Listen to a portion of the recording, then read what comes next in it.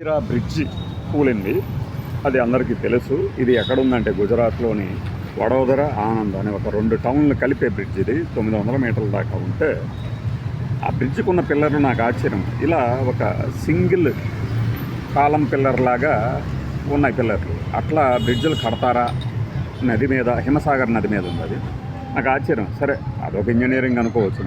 ఇది కూలిపోయిన తర్వాత కొన్ని ఛానళ్ళు ప్రవర్తించిన తీరు, పర్టికులర్గా నిన్న ఏబిఎన్ ఆంధ్రజ్యోతిలో ఒక ప్రోమో అంటారు, రాబోయే స్టోరీకి సంబంధించి 2-3 విజువల్స్ టెక్స్ట్ వేసి కమింగ్ అప్ ఇచ్చారు. అది చూస్తే కూలుతున్న బ్రిడ్జులు, వరుస భూకంపాలు ప్రకృతి ప్రకోపానికి సూచికల అని కమింగ్ అప్. అంటే బ్రిడ్జ్ కూలిపోతే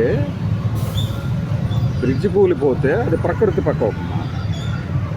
అంటే మనం భజన చేయడంలో, మనకు అనుకూలమైన ప్రభుత్వాలకి భజన చేయడంలో ఎలాంటి చాకచక్యం ప్రదర్శిస్తాం అనడానికి ఇదే నిదర్శనం. ఇప్పుడు బీహార్లో ఒక బ్రిడ్జ్ కూలిపోయింది నిర్మాణానికి ముందే, ఏది ఓపెనింగ్కి ముందే. కొన్ని ఓపెన్ అయిన తర్వాత కూలిపోయింది. ఇది గుజరాత్లో.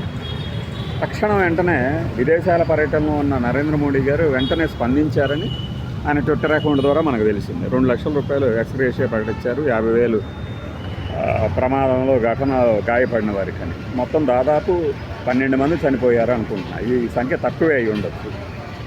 అంటే నిర్మాణ లోపాలని, ఇది అసలు పైగా ఇది పాత బ్రిడ్జి, 212 కోట్లతో కొత్త బ్రిడ్జి కట్టడానికి ఆమోదం కూడా తెలిపారు 3 నెలల క్రితమే అని వార్తలు వస్తుంటాయి. ప్రకృతి ప్రకోపమా?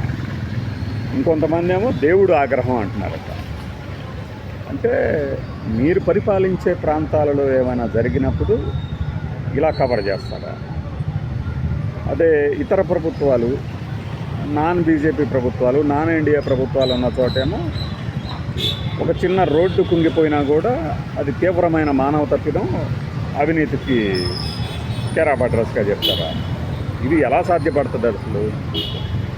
అంటే మనుషులు గొర్రెల సమూహం అనేమన్నా అనుకుంటారా? ప్రతి ఒక్కళ్ళు తాత్కాలికంగా మనం చెప్పే మాటలు నమ్మొచ్చేమో కానీ, ఇప్పుడు ఒక ఎయిర్పోర్టులోని ఒక భాగం కూలిపోతే అది మా ప్రభుత్వ హయాంలో నిర్మించింది కాదు అంటారా?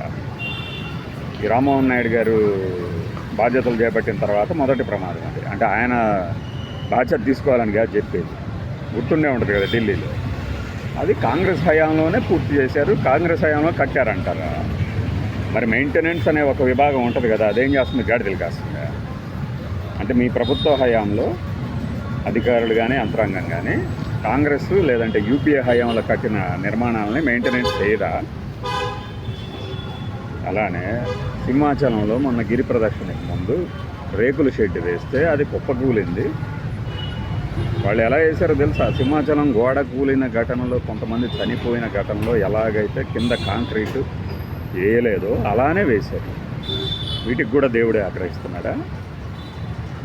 అంటే మనం కవర్ చేయాలి అనుకుంటే ఎలా కవర్ చేయొచ్చు అనే దానికి ఇది నిదర్శనంగా కనపడుతుంది. మనం కాదని ఎలా అంటాము? దీని వెనక ఎవరున్నారు? ఇలానా? అంటే మీరు సరి చేయలేని వాటిని, మీరు నివారించలేని వాటికేమో దేవుడికో అవతల పార్టీకో అంటగట్టేయటము, ఇతరుల క్రెడిట్ని తీసుకోవడానికి ముందు ఉత్సాహపడటము, అన్ని రకాలుగా యుద్ధంతో సహా.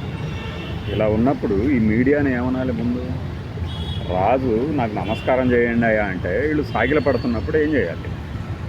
ఇది ఆలోచన ఇచ్చేవాళ్ళు వీళ్ళనే మన కేసీఆర్ గారు చెప్తూ ఉంటారు బుద్ధిజీవులని. బుద్ధి ఉన్నవాళ్ళు, ఆలోచన ఉన్నవాళ్ళు ఇలాంటి వాటిని నిశ్శబ్దంగా అయినా ఖండించాలి. బై.